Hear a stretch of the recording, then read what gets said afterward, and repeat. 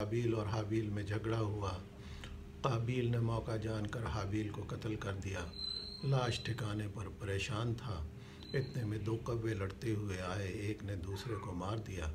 جو جیت گیا اس نے زمین کو اپنی چونچ سے کھودا اور اس گڑھے میں کوے کو ڈال کر مٹی اس پہ ڈال دی۔ یہیں سے قابیل نے آئیڈیا لیا اور حابیل کی لاش کو اسی طرح دفنا دیا۔ حضرت نوح علیہ السلام نے کوے کو طوفان نوح تھمنے کے بعد کوے کو بھیجا کہ جاؤ خبر لے کر آؤ کہ پانی زمین میں جذب ہو گیا ہے یا نہیں۔ یہ گیا اور اس نے دیکھا کہ ایک لاش پڑی ہے، یہ اسے کھانے میں، اس مردار کو کھانے میں لگ گیا۔ بہت دیر ہو گئی، حضرت نوح علیہ السلام نے اس کو بد دعا دی اور کہ یہ ہر وقت بے چین ہی رہتا ہے، اس کے بعد سے ڈرا رہتا ہے کہ کوئی اسے پکڑ نہ لے، مار نہ دے۔ کوا سیانہ بہت ہے، اس کو سیانہ کہا جاتا ہے، سیانہ کوا۔ جنوبی بحر الکاہل میں ایک جزیرہ ہے نیو کیلیڈونا، اس کے جنگل میں کوے ہیں جو ذہین شمار ہوتے ہیں، اور وہ درختوں کے سوراخوں سے، ان کی کھو سے اپنی غذا حاصل کرنے کے لیے جو شاخیں ہیں باریک باریک ان کا استعمال کرتے ہیں۔ وہ چونچ میں پکڑ کر شاخ کو سوراخ میں بل میں ڈالتے ہیں اور پھر ان حشرات کا شکار کر لیتے ہیں۔ یہ تجربہ گاہ میں بھی کیا گیا اور اس پنجرے میں بند اسی نسل کے کوے نے جو قریب پڑی ہوئی ایک تار تھی اس کو موڑا اور ایک ساتھ ہی رکھے ہوئے غذا کا جو باکس تھا چھوٹا سا، اس کو ہک میں پھنسا کر اپنی طرف کھینچا اور اس کو کھانے لگ گیا۔ پیاسے کوے کی کہانی تو آپ سب جانتے ہیں۔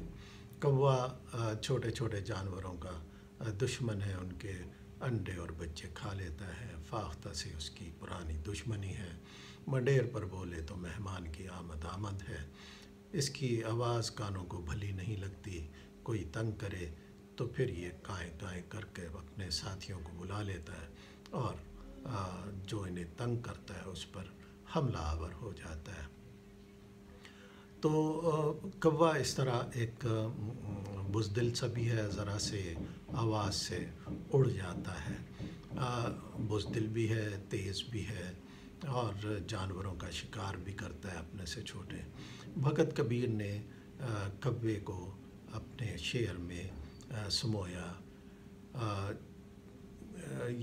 انہوں نے یہ کہا، پہلے یہ من کاغتا کرتا جیون گھات، اب تو یہ من ہنسا بھیا چن چن موتی چن چن کھات۔ تو اب بھگت کبیر یہ کہتے ہیں کہ یہ دل جو پہلے کوا تھا، اس کو اب وہ کوا نہیں رہ گیا۔ یہ تبدیلی وہ کہتے ہیں کہ محبت کے ذریعے سے آتی ہے، یعنی جب بھی کوئی انسان اپنے دل کی تنگی محسوس کرے، وہ یہ دیکھے کہ وہ دوسروں کی چیزوں پر لالچ کی نگاہ سے دیکھتا ہے، ان سے لینا چاہتا ہے، ان کو نقصان پہنچانا چاہتا ہے۔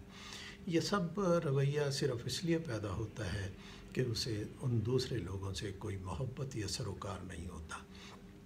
اگر ایسا کرنے والے کے دل میں دوسروں کے لیے محبت پیدا ہو جائے تو پھر وہ یہ حرکتیں کرنے سے باز آ جائے گا۔ لہٰذا جب بھی کوئی شخص اس طرح کی عادات کا شکار ہو، یعنی دوسروں کا حق مارنے، انہیں نقصان پہنچانے، تنگ کرنے، لوٹ مار کرنے میں خوشی محسوس کرے، تو پھر اس کو سمجھ لینا چاہیے کہ اس کا دل بیمار ہے، اور اس بیماری کا علاج صرف یہ ہے کہ وہ دوسروں سے محبت کرنا شروع کرے، یعنی اپنے ساتھیوں سے، دوسرے انسانوں سے ہمدردی کرے، پیار محبت کرے، اور یہ جو جذبہ ہے اس کے دل کی سیاہی کو سفیدی میں بدل سکتا ہے۔ اور اسی اچھے کام کو، جس کی بنیاد پہ کہ دل ماंس کھانے سے رہ جاتا ہے، دوسروں کو تنگ کرنے سے رہ جاتا ہے، تو وہ اچھائی کرتا ہے، یعنی موتی چنتا ہے۔ تو ہمیں یہ کوشش کرنی چاہیے کہ ہم ایک اچھا بہتر رویہ اپنائیں، کوے کی طرح نہ بنے کہ ہم دوسرے کو نقصان پہنچا کر خوش ہوں، بلکہ ہمیں اچھا انسان بننا چاہیے تاکہ ہم دوسروں کے لیے ایک ثمردار درخت بن سکیں۔